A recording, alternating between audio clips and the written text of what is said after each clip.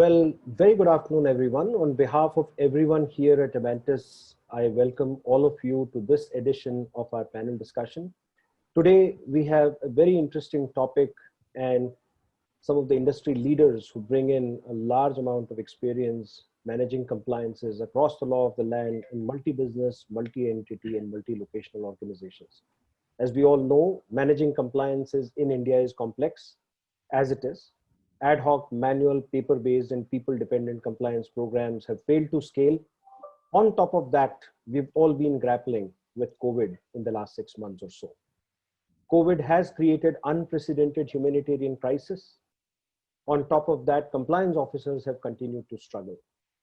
Today, our panelists will talk about challenges that COVID has posted and how they have overcome these challenges in navigating their organizations through the complex maze of compliances in India and have kept afloat during the times of COVID. So join me in welcoming our panelists today. Let me start out by introducing our first panelist, and I request our panelists to bring up their videos as I introduce them. Our first panelist for the day is Pratap Ramdas. Pratap heads employee relationships and compliance at Tata Consumer Products, formerly Tata Global Beverages and Tata Tea. He's a seasoned compliance professional with 28 years of rich experience in managing compliance in large multi-locational setup. Pratap started his career at Plantations in 1992 and was selected to the regional office in 1998, where he was heading the legal operations of the properties and compliances in the South region. He has some really interesting stories to share from those days. He has been an active member in the transformation of Plantations, operations of the company, and was additionally handling the CSR portfolio as well.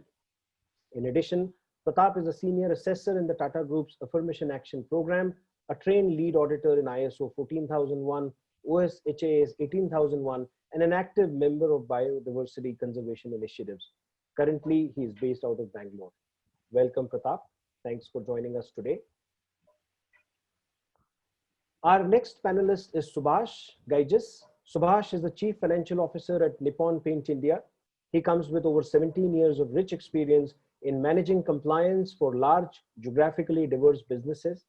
Subhash is a business-centric, growth-focused, result-oriented, seasoned professional with leadership experience in the areas of strategy, business support, planning, execution, finance, corporate secretarial practice, risk management, SAP, digital transformation, and operations.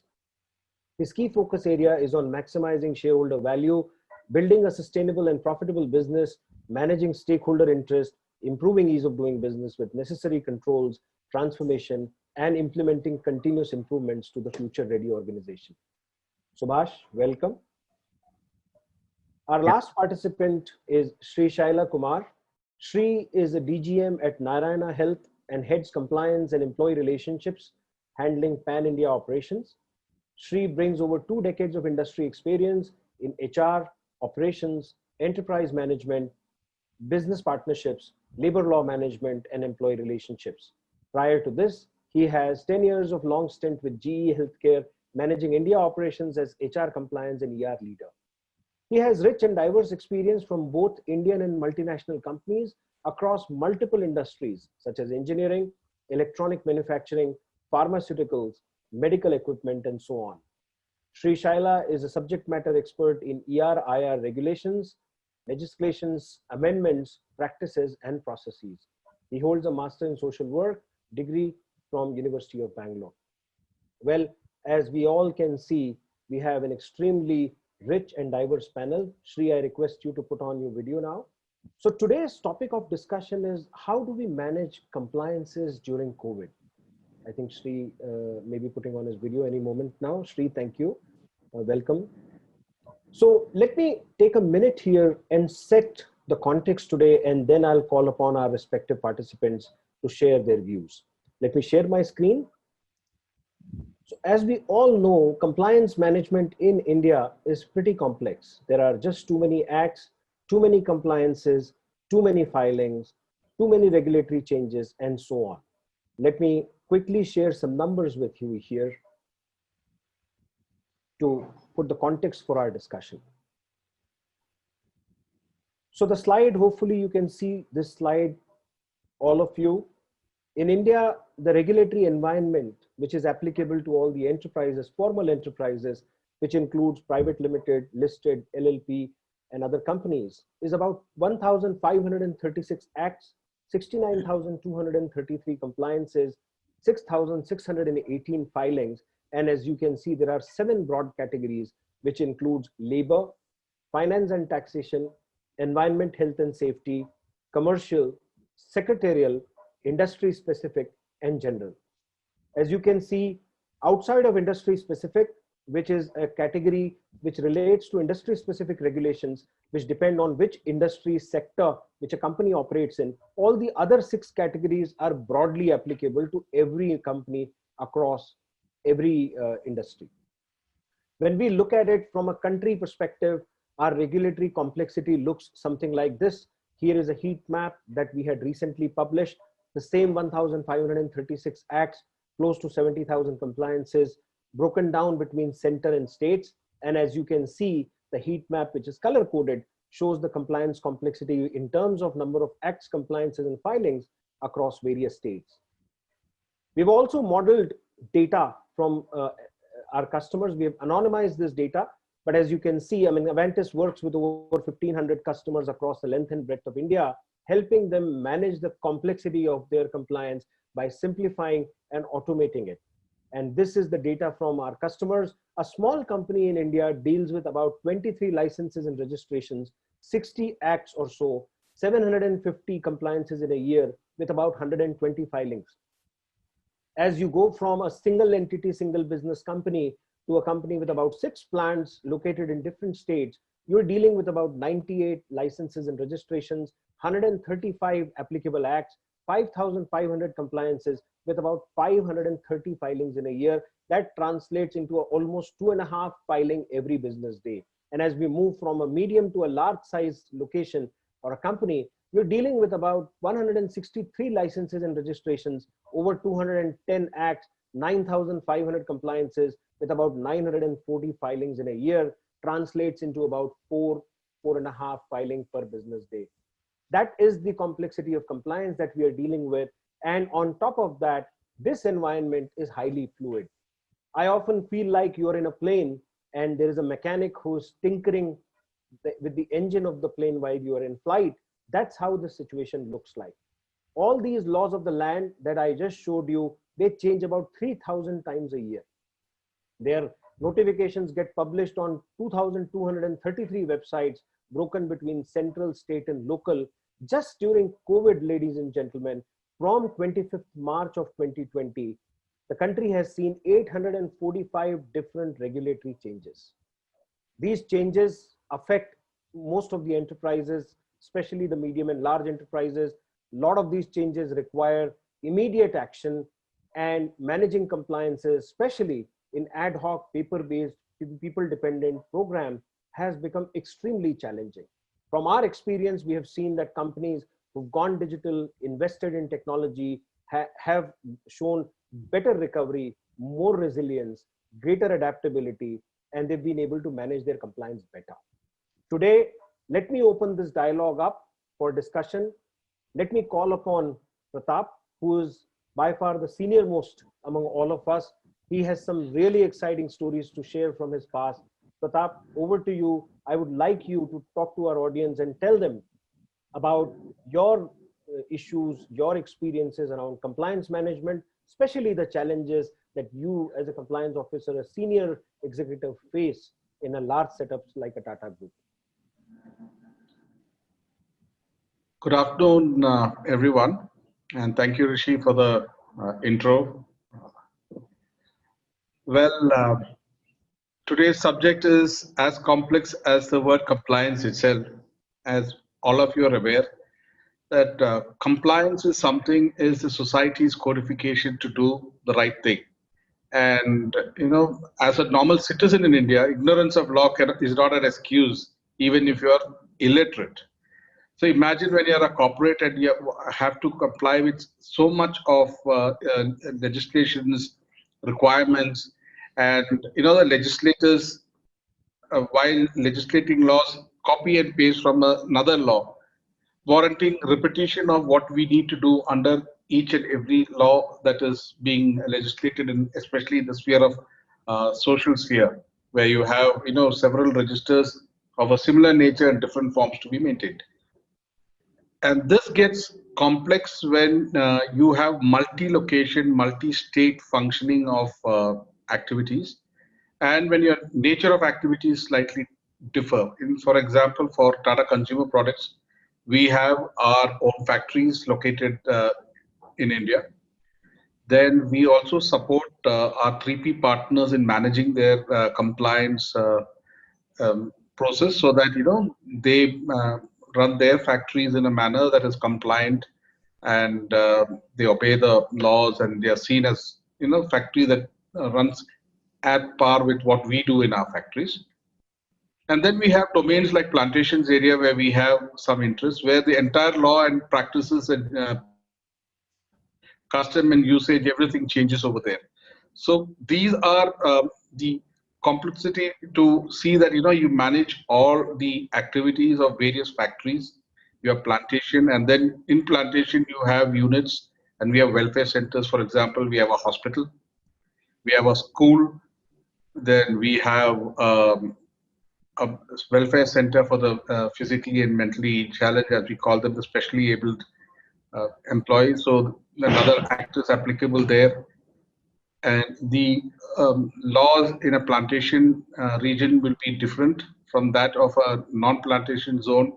And how do you manage it? And managing your employees within the plantation and managing your employees outside the plantation domain both have a different style to approach when it comes to handling the legal compliances and the social compliances that you need to do.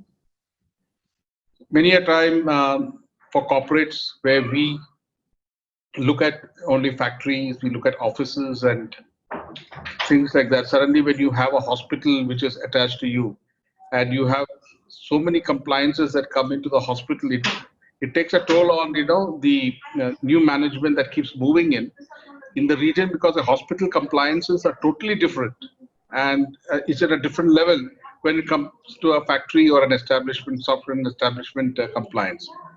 And these are some of the complex ways which we need to look at how we manage all that and ensure that we adhere to it.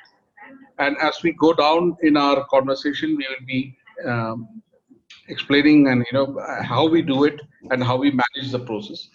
But it is a very complex environment, so you need to have an entire team of our employees engaged to ensure that the compliance is, it is not just a one-off activity. It's a part of your process. It's a part of a business imperative that you do, like you do any other activity in an organization, and it is continuous as a routine. That's from my side. Excellent. So thank you, Pratap, so much. The other day when we were talking, it was great to hear that early in your career, you were responsible for over 40,000 employees, a lot of them your own employees, a number of them from the contractors. And we know how complex the labor laws can be across India. And it's great to have you on the panel today. I really want to profusely thank you for taking the time and sharing your experience with us. Now, let me call upon our other panelist, Subhash. Subhash comes from Nippon Paints, brings in over 17 years of experience, as we all heard. Paint is an extremely regulated industry. In one of the other conversations with one of the CXOs of one of the largest paint companies in the country recently, I heard that taking certain kinds of licenses and registration can take as much as 5 to 10 years. And in most cases, that becomes a key entry barrier into the industry. Let's hear from Subhash, his challenges in managing compliances at Nippon, and what his feeling is, how COVID has been and how COVID has created challenges for compliance management. Thank you, Rishi, for the introduction. So if you look at in the paint industry, so as Rishi mentioned, it is highly regulated.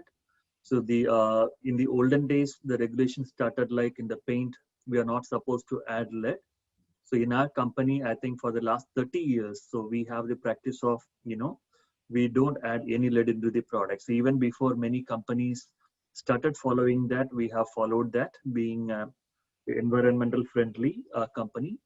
Then also from the overall perspective, from the environment perspective, we are the first company, paint company in India to go with a green company certification and green pro certification. So the entire company manufacturing process and distribution process is green certified, and also the entire paint, whatever produced from our factories, are green products certified. So in order to get this certification and also to maintain this certification, we need to comply with plenty of environment safety related parameters. So we have a couple of committees which operates on a monthly, quarterly reviews, and whenever we launch a new product, we run through this committee, and also our entire manufacturing process formulation are defined across these parameters. Then the other recent compliances requirements came up with the lockdown announcements due to COVID. So when the lockdown announcements came in, so we have factories, although in the same state, we have factories across in multiple places in India, in different states, and the places from where employees will come to factory or to the office are from different districts. So we need to manage that. So this was totally unprecedented, but we were able to monitor what is the day-to-day updates coming up, and we were able to maneuver accordingly. We also have export business. So when we export products to various countries, country-wise there are certain guidelines. The products shall meet certain country-wise safety or environmental law-related matters. So this is another compliance we have to look into. Then apart from that, to the factory specific and also based on the materials, as now Rishi mentioned. So there are certain material which we need specific type of licenses we need to apply and get. So these are the various compliances related to the paint industry, which today we are managing in the sense, of course, since we were able to adopt digital, technology 2-3 years ago. So that really helped us, this year during the COVID situation, we were able to manage the compliances sitting at home or sitting at office, wherever we are. So I think technology helps a lot to manage compliance during tough times like this, when people have less chances to visit offices or interact with their colleagues or attend the face-to-face meetings. So with this, I conclude my initial points, Rishi. Well, thank you, Subhash. Excellent points. I totally agree with you that environment, health, and safety would become primary concerns for an operation like yours. And we look forward to hearing you in the second part when we talk about what are the practices that you have utilized, leveraged in your organization to make sure that the company complies with the law of the land. Now, let me switch over to Sri Shaila Kumar. And Sri, with your background coming from multiple sectors, spending a lot of time with each one of them, currently working with healthcare. During COVID, there has been a disproportionate amount of focus on the healthcare, and Narayana is one of the key names in the Southern India. Let me call upon you and ask you to share your views on what are the compliance challenges that you have seen in your past with your experience, and what are the challenges that you are continuing to see, and how those challenges have been accentuated during COVID times. Yeah, good afternoon, everyone. Thanks, Rishi, for your introduction. Yes, you have given a complete overview about how compliance is most critical and important. Of course, even the panelist also has given thrown a lot of the insights on the compliance and also the metrics. So let me give a little bit of a context and the background. How in India the labor laws legislations are how critical and complex. So that I will take you through the challenges that Narayana is faced. We being in healthcare industry, and ours is an essential and also an emergency services. So labor laws and legislations in India is evolving, constantly evolving. To adapt to the rapid changes which has taken place in the workplaces, and also the technology evolution and also digitization. So if you look at the Indian scenario,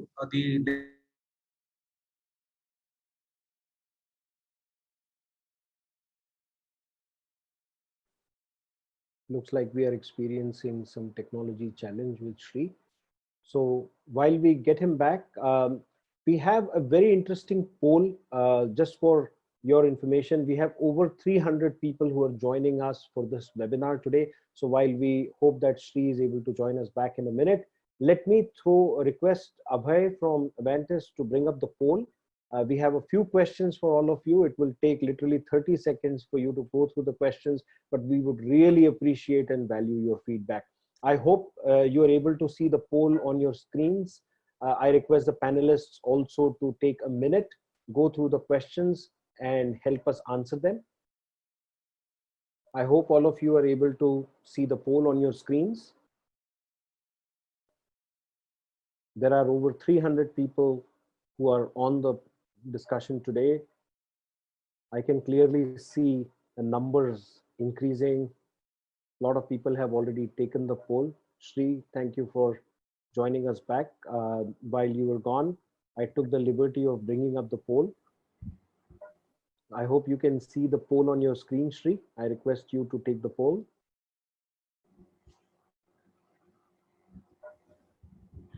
So we have almost 35 people who have finished the poll, and the numbers are just racing. We'll give it about another 45 seconds before we end the poll, and then let Sri come back into the conversation. 55, 56, 57, 68, 72.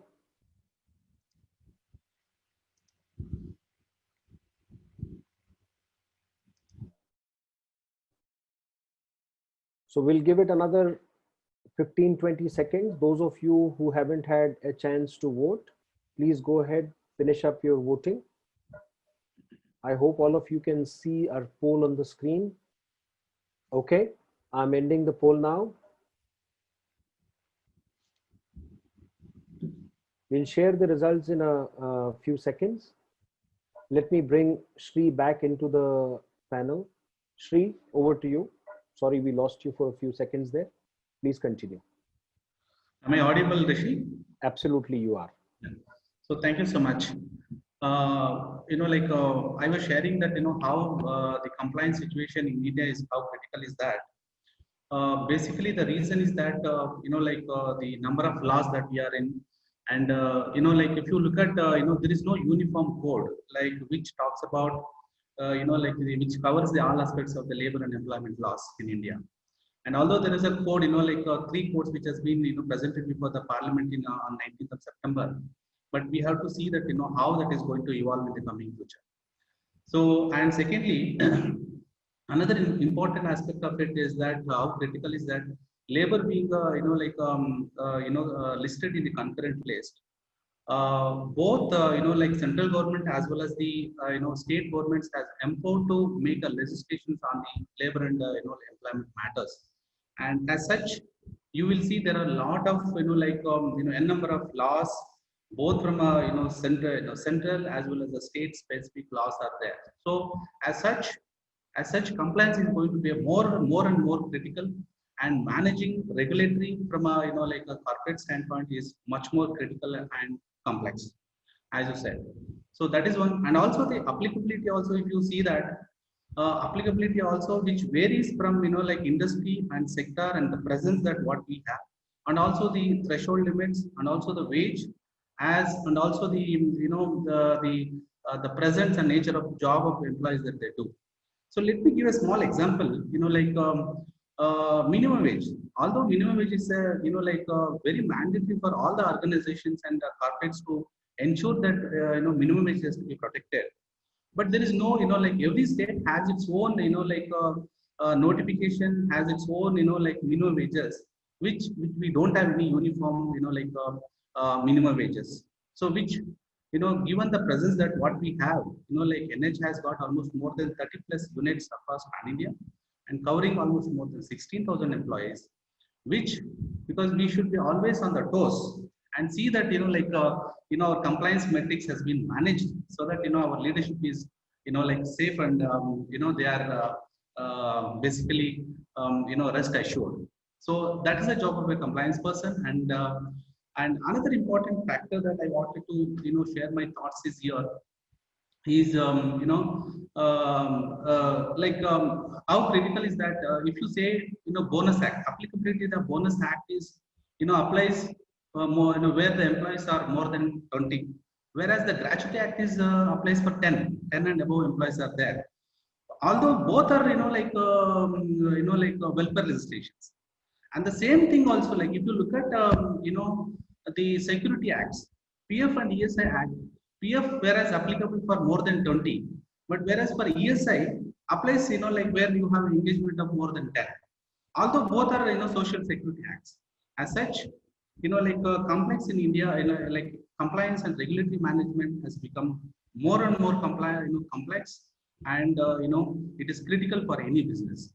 And any sustenance of the business, or the business has to be much grown, and it's all depends upon the level of compliance mechanism. The health of the compliance mechanism depends upon the how robust mechanism that you have.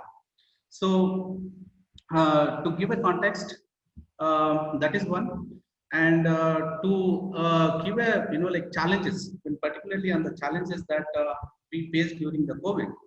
And in fact, ours being essential service and emergency services, and we also always, because we are open from day one, and we have faced a lot of challenges from a critical staff, because COVID has brought us, it has impacted a lot, all the sectors and all walks of life, including us. So, so because we are expected that there are critical staffs, in particular in the medical care, their presence is required. But due to this exodus, many people moved to the different states, and we could not able to get a skilled operational staff. As such, we find it very difficult to manage, and there was a lot of absenteeism. And that is another challenge that we faced. And moreover, healthcare being they are the face of it, they are the forefront people who are there in the facility, and psychological factor is most important during the COVID, which our role is more critical to see that they are being ensured. So these are some of my thoughts. And just to give a benefit to the participants, I think I just wanted to cover two more factors, and then I conclude my speech. So during the COVID, I think you have seen that there is a MHA guidelines which has been announced by the Ministry of Home Affairs. They have declared the lockdown from 23rd of March, and almost more than 55 days. But there is a notification by MHA invoking the provisions of National Disasters Act. There they say that be it an industry, establishment, or anything, the payment of wages has to be paid during the lockdown period, and there should not be any termination of an employees, which is surprising for any industry or any economy, any corporate during these difficult times, when the complete industry and the business is standstill and there was no operations. How does a notification which makes mandates us to make the payment, which was very surprising for us during this time. And at the same time, we have to ensure that minimum wages also, because there are many states that minimum wages become notified. The different states have notified to ensure that. And we being in Narayana, and we want to be more compliant and 100% compliant to see that the law of land is being protected. Thank you so much, Sri, for bringing some of these important issues to the fore today. So let me, we are halfway into the discussion. It's 3:30, and for our audience, they can use the Q&A button at the bottom, and it would be great if you can put your questions. We'll take these questions towards the end of our conversation, but as you are listening to the views of some of our participants today, please go ahead and put your questions in the Q&A section.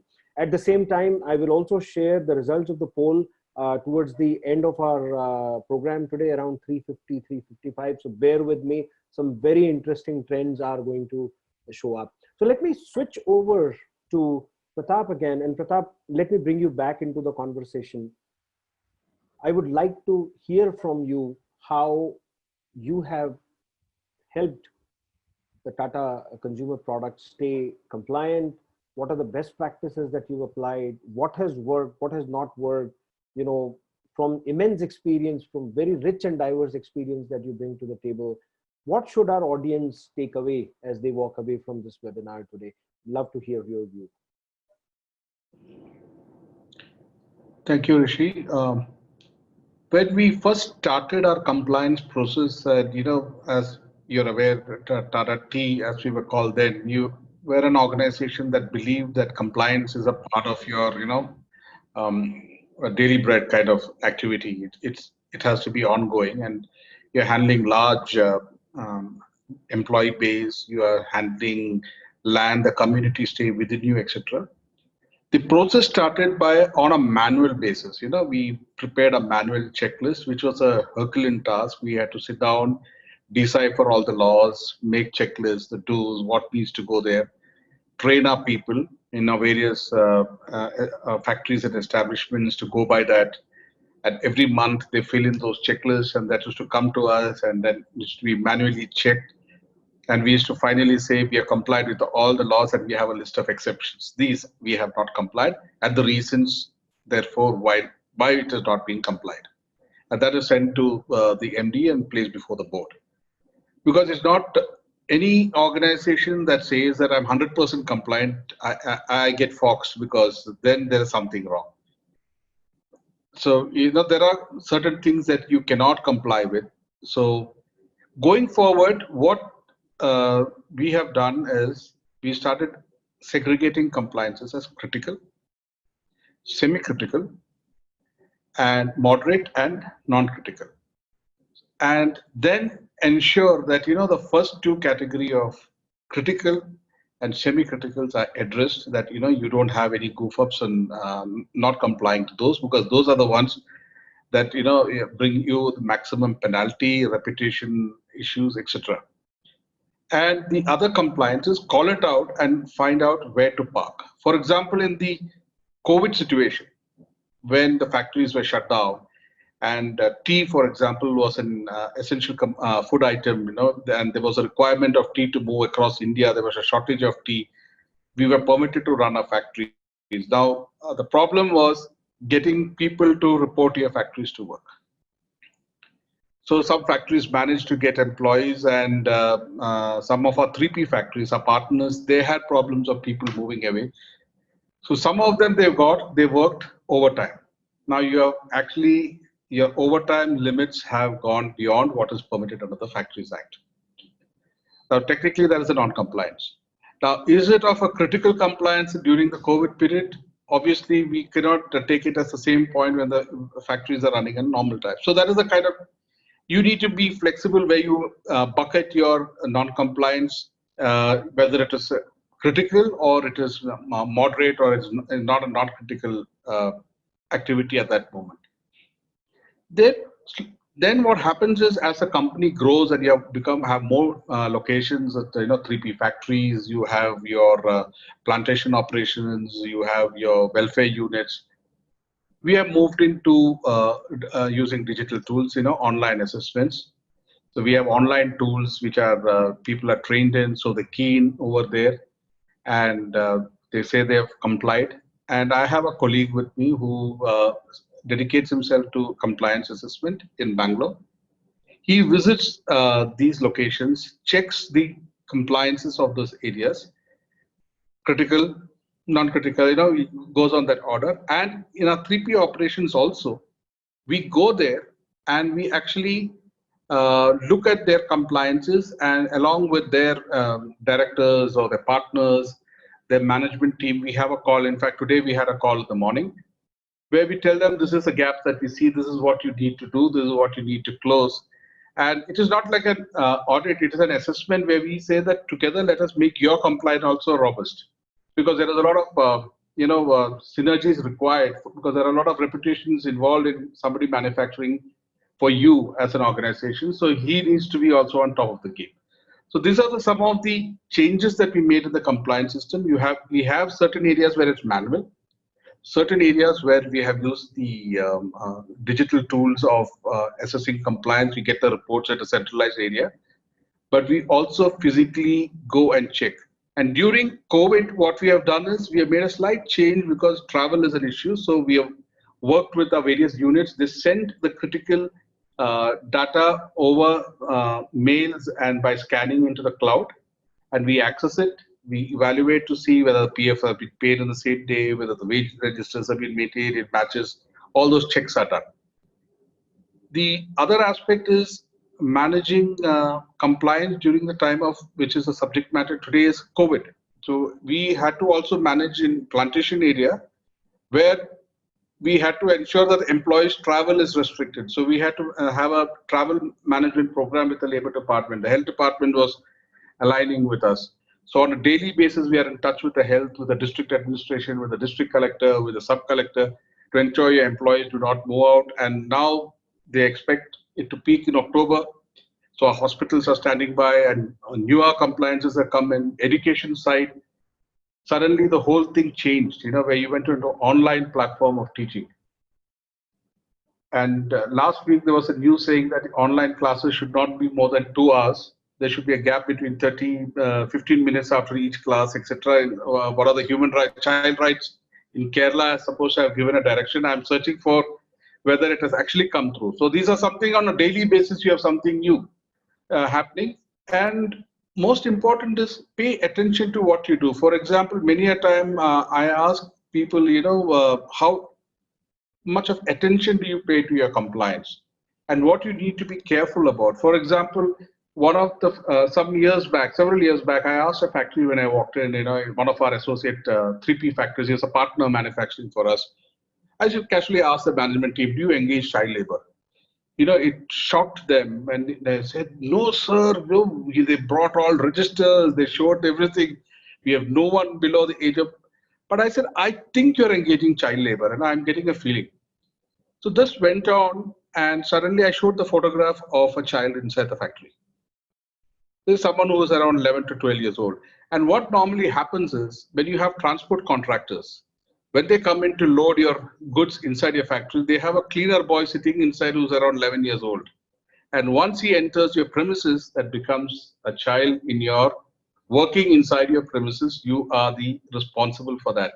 So we have had processes earlier in our factories where when a lorry comes in, our security gets into the lorry, checks who's coming in, and records it before it actually comes in. So I'm just saying these are some of the areas that you need to be careful about who comes in. Then visitors to your factory, how do you manage it? How do you record it? Sometimes you have children all roaming around in your factory, but once you are inside the factory, the dynamics change. The law doesn't distinguish. So you need to be very, very careful when you're handling factories and getting people inside. So these are some of the important things. Pay attention to what the law says. And whenever you speak to some of the government officers, they sympathize with you, but they say, unfortunately, the law is not drafted industry or factory specific. It's a general law. So there will be issues. So you need to be very careful what you do. So these are some of the things that we have been careful about, and training our people to be a little more attentive of how you handle your labor, social legislation compliances. And in hospitals and R&D and all that, be very, very careful on how you manage your chemicals and your permits of drugs and license, and your poison permits, as they call it. And because the word itself frightens people, but it is morphine, and sometimes in the laboratory reagents where you use potassium cyanide, there are protocols. So it's very important that you train. And compliance is not the duty of a compliance officer or someone who handles it. It's a duty of every individual in the organization.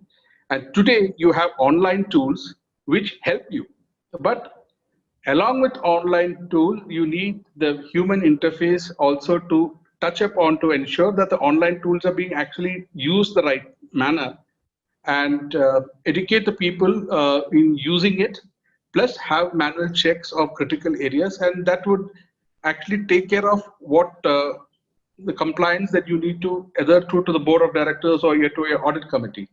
And most important is there are certain acts which are copied and pasted, which has got small mistakes, which sometimes is beneficial for the establishment, but not for your contractor. For example, in a contract agreement with a contract labor, when you're engaging them, it says that if PF is not paid, the principal employer is liable, and you can recover it from the contractor. So is when you are paying ESI, minimum wage. What about workman's compensation? There also, it has been written and pasted that workman's compensation also is the responsibility of the contractor, and you can recover it from him. But unfortunately, that is where the lacuna lies in. The workman's compensation is never inbuilt into a labor contract when he's supplying manpower to you. Yeah. So when an accident takes place, recovering from him, though permitted, whether it is right or wrong, is up to a company or an establishment to really look at whether you should help extend your arm to help that matter, rather than look at just for the law. You need to step in and do something for the person because he may not have the money for small labor contracts. So law to be understood holistically and to be interpreted how you need to comply in a holistic manner by looking at what needs there are. Today you have various agencies that there are organizations, there are companies, there are corporates that are supporting your compliance, including Avances is also doing this. And you have legal practitioners, you have consultants who support you to get you what you need, the database to get your compliances on. Depend on all of that and have a robust compliance system that works for you. That's most important. And you feel happy at the end of the day. Yes, I'm quite satisfied with what I've done. So, Pratap, very interesting points. In India, our chairman Manish Sabharwal says there are transmission losses between the way the law is written, interpreted, practiced, and enforced, right? And I think a lot of what you spoke about revolves around some of these items. You need expertise as to what is applicable. You need a robust system and processes on how frequently it is changing and staying on top of it. You need to have digital systems to maintain records so that you can reproduce them when required.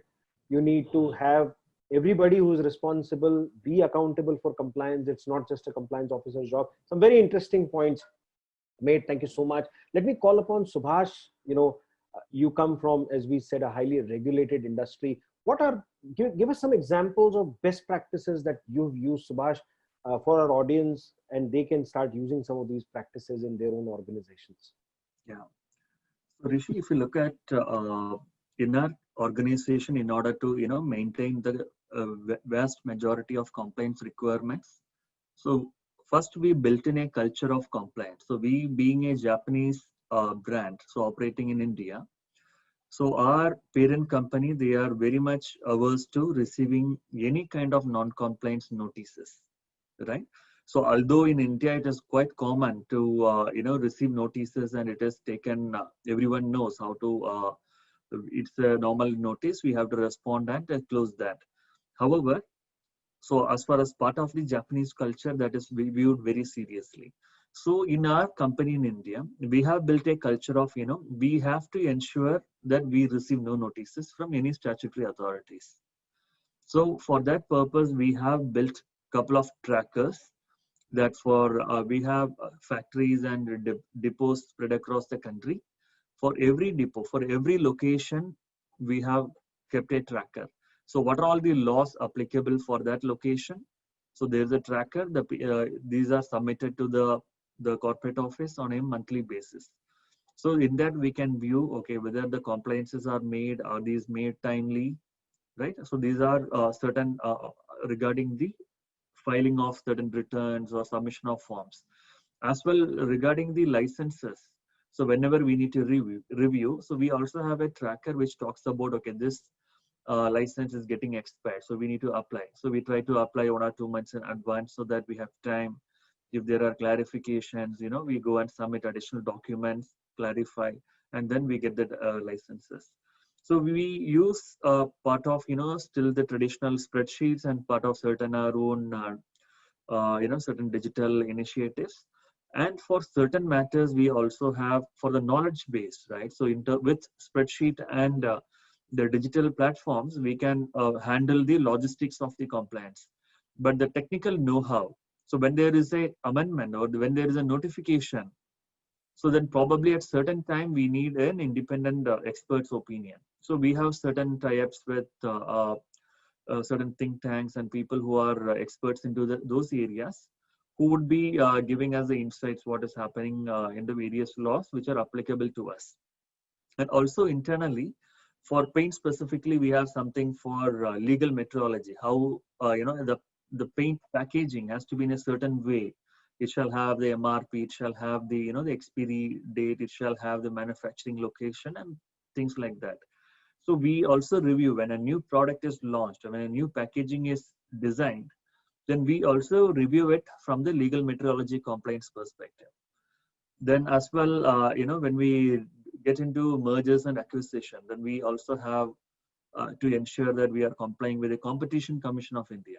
So we need to look at, it's not simply go and buy a company or sell a unit and come. So we need to look at whether this M&A activity is going to result in anti-competition or to create an monopoly kind of situation. So we look into that. And also M&As comes with a non-compete clauses, which we need to, if we don't follow them properly, probably we need to pay huge compensations with whom we agreed for a non-compete. So these things we ensure.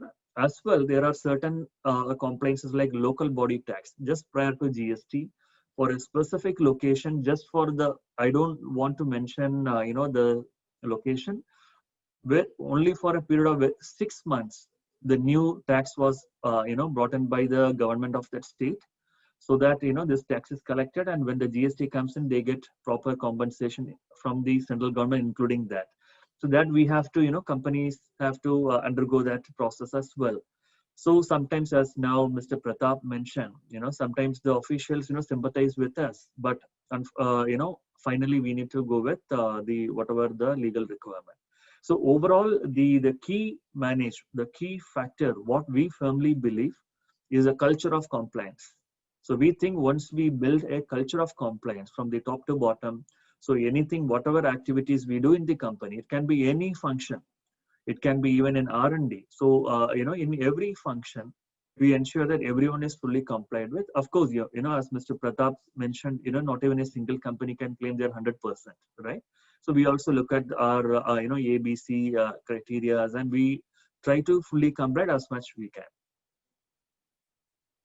So unfortunately, Sri Shaila is still going through some technology hassle. Pratap, let me call you back into the conversation. We have been hearing about the 4 codes which are supposed to consolidate 44 central labor acts. There are about 463 when you include the state acts and rules as well. What do you think the government should be doing at this point in time to make sure that this golden opportunity that we have 73 years after independence to go ahead, take a systematic view of all the labor laws, have an opportunity of rationalizing duplicates, overlaps, and so on, create acts and compliances which just reduce the sheer number. I mean, 32,000 compliances under 463 labor acts, 900 plus permutation and combination of minimum wages just in the state of Karnataka, obviously can be rationalized without compromising the outcome. What is your view on the subject? The biggest problem is you have a central act, state rules. You have central act, central rules. And when it comes to the central act and the state rules, each state makes its own rules with having a different form. So it is form H in Kerala, it is form L in Assam, it is form D somewhere else. So for a managing compliance, suddenly which form is to be used where becomes a biggest problem of intimation. So invariably, many people, when they take an advice from a central advisory, they submit it to a wrong form. He'll say, no, you use form L, because that's what he or she is aware of. So one is, there should be a common form across, and simplify the rules, have some consensus what the rules should be, and have the rules, the drafting of rules in a manner that would be specific across states. It has some, there may be state specific certain things, but every state cannot make a rule totally different from the immediate neighboring state. And this is something that, is because very confusing. And for example, Code of Wages was notified last year. But at the same time, so the minute Code of Wages, the rules are also finalized and it gets notified, it repeals the Payment of Wages Act. Yet, I'm just giving an example, yet Kerala state government had brought in an amendment to the rules in the Payment of Wages Act, in the Kerala amendment, to bring a wage protection system, wherein you had to go into the Labor Department's portal, fill in 55 columns for each employee every month and pay through the bank. This was challenged by very many companies before the High Court. High Court partly gave a relief that you can pay to any bank of your choice, but you need to fill it in. It's only for shops and establishment. Now, in this, all the shops are getting used to the system. The minute this gets notified, that goes. Then they have to bring in another amendment to the next set of rules in the state to bring in the same provision. They could have actually held it back. So these are something that legislators and maybe industry bodies also must say, when a central act is about to come in and you start making rules under the previous act, could be avoided. So have simplified and one act, one form means it should be applicable to all the various acts. For example, having a maintaining the payroll and Maternity Benefit Act, Payment of Wages Act, Minimum Wages Act, Equal Remuneration Act. Under you hit the nail on the head. There are 2,745 different forms and formats between central 28 states and 9 union territories as far as just labor laws are concerned. We know this so well because we've digitized this whole system where we've launched a product that can automatically churn out all these forms and formats once the basic data goes into the system. So yes, absolutely, there's so much. So there are 4 to 5 different registers just of accidents that need to be maintained under many acts. There are leave and attendance registers and muster rolls and wage registers under various acts, different forms, different formats, just within the same state, right? I mean, we were doing a research, Pratap, recently, where we figured that a very small company with one manufacturing unit in the state of Maharashtra has to comply with 364 compliances in a year, out of which there are 64 registers, unique registers, out of which 42 are just different labor registers under about 14 or 15 different acts. So totally agree with you that there is a serious scope for rationalizing this and make sure that the compliance burden can come down. So we are at 3:53. There are a couple of things that, and we have Sri back on the panel.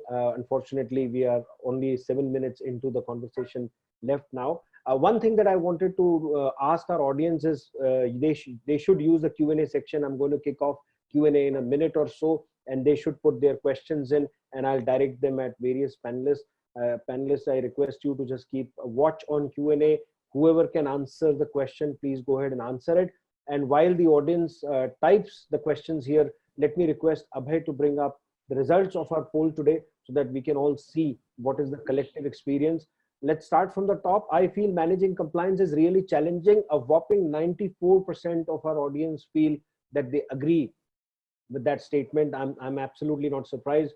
My organization has missed at least one critical compliance in the last 12 months. 53% agree. I'm not sure about the other 47%. I would certainly learn to manage the compliances from the others who seem to believe that they have not missed a critical compliance. I go back to Pratap's argument on it's not possible to comply with 100% of the laws. My organization has paid some fines and penalties. About 42% of us believe that. Managing compliances during COVID has been really challenging. A whopping 87% have agreed with that statement. It's challenging to stay on top of all regulatory changes and updates. Absolutely, 88%. It is in line with what we have seen.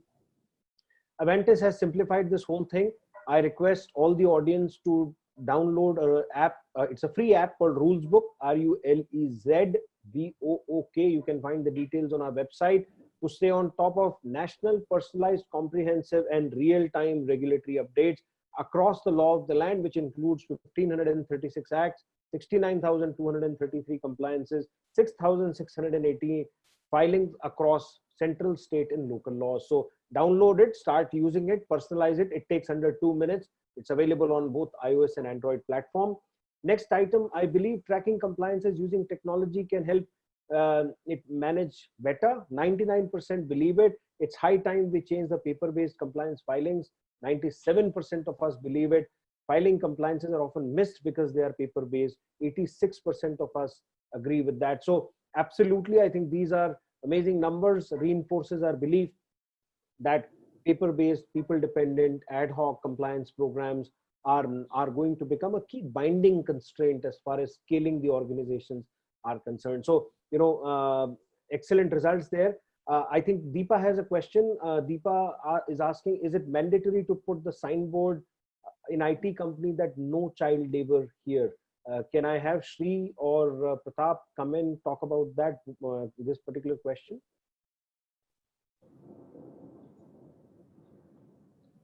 To my knowledge, I don't think, I don't know whether the IT knew any rulings that you need to put any boards that saying you are not engaging in child labor, because Act is very clear you cannot.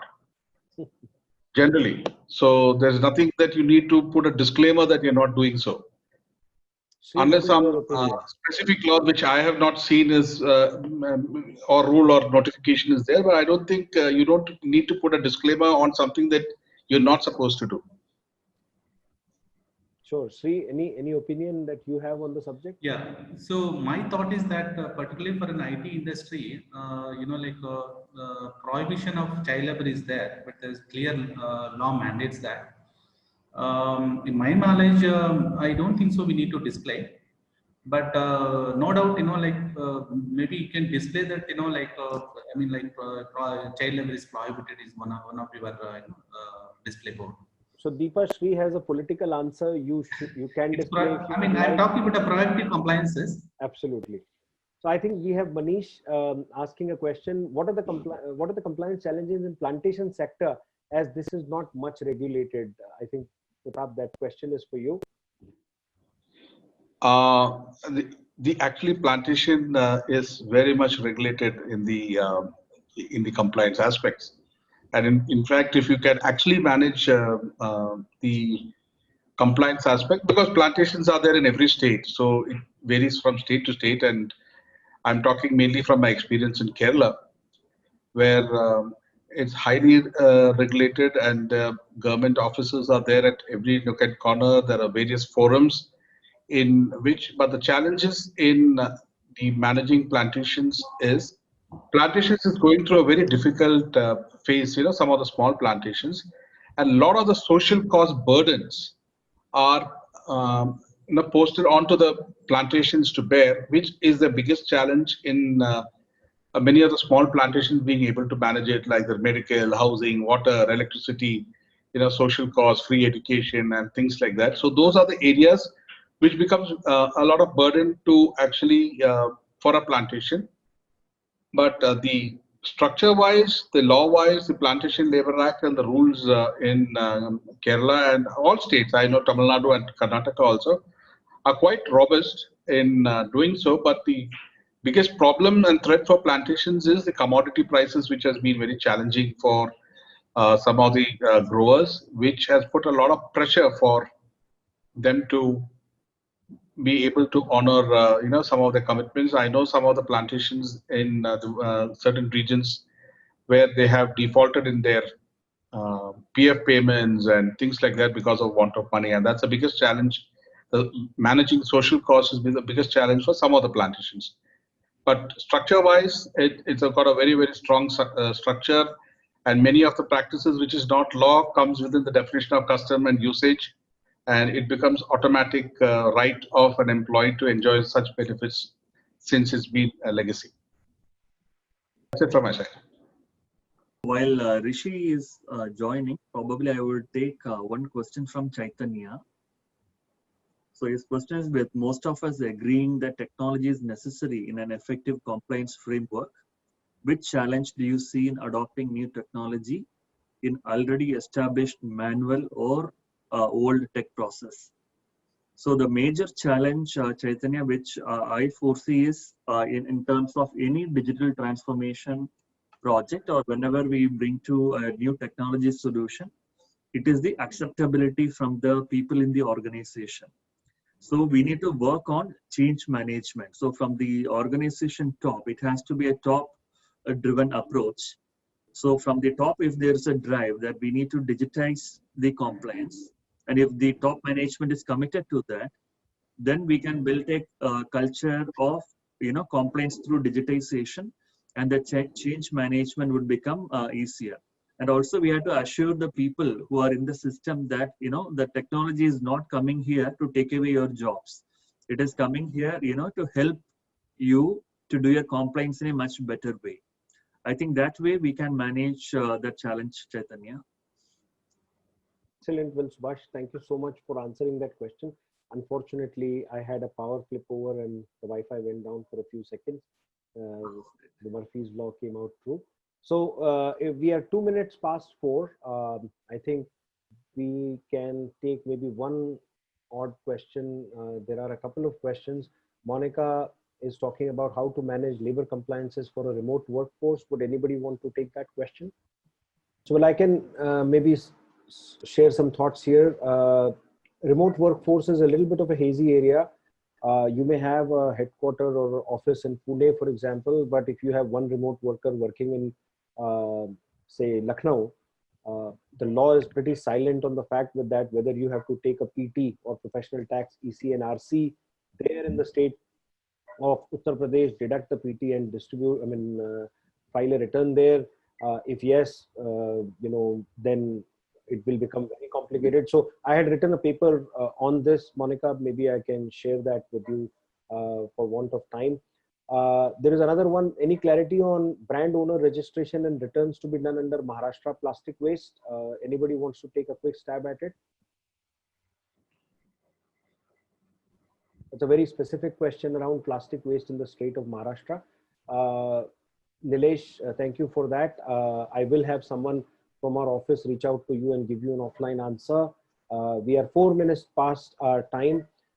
On behalf of everyone at Avantis, let me take this opportunity and thank our panelists, Pratap, Subhash, and Sri, for taking the time from their busy schedules and sharing the pearls of wisdom with all of us. I'm sure our audience has picked up a few excellent tips on what they should and shouldn't be doing as far as compliance management, some of the best practices on how complicated structures can be managed, how you can use technology, how you can stay on top of your regulatory updates, how to create a culture of compliance in the organization, how compliance is not a one-person responsibility and it needs to have the right combination of processes, people, training, management, supervision, and reviews. How, Pratap mentioned dividing them into various kinds of risks, critical, semi-critical, and so on. So all of these practices hopefully gives you new perspective for timely, real-time updates. Please visit avantis.co.in for any technology requirement around taking your organization from current maturity to higher level of maturity. Talk to us, talk to our sales organization, or visit us at avantis.co.in. We are working with over 1,500 companies in India, helping them take their organization's compliance from ad hoc, manual, paper-based, and people-dependent program to a highly digital, process-oriented, accountable, transparent kind of program. So we'd love to speak to you. Thank you again for being such a wonderful audience. Thank you again, participants and panelists, for sparing the time and being with us on the show. We look forward to having you again on this program. Thanks again. Until next time, bye now. Thanks, Rishi. Thanks, everyone. Thank you, Rishi. Thank you. Yeah, thank you all. Bye. Thank you all. Bye.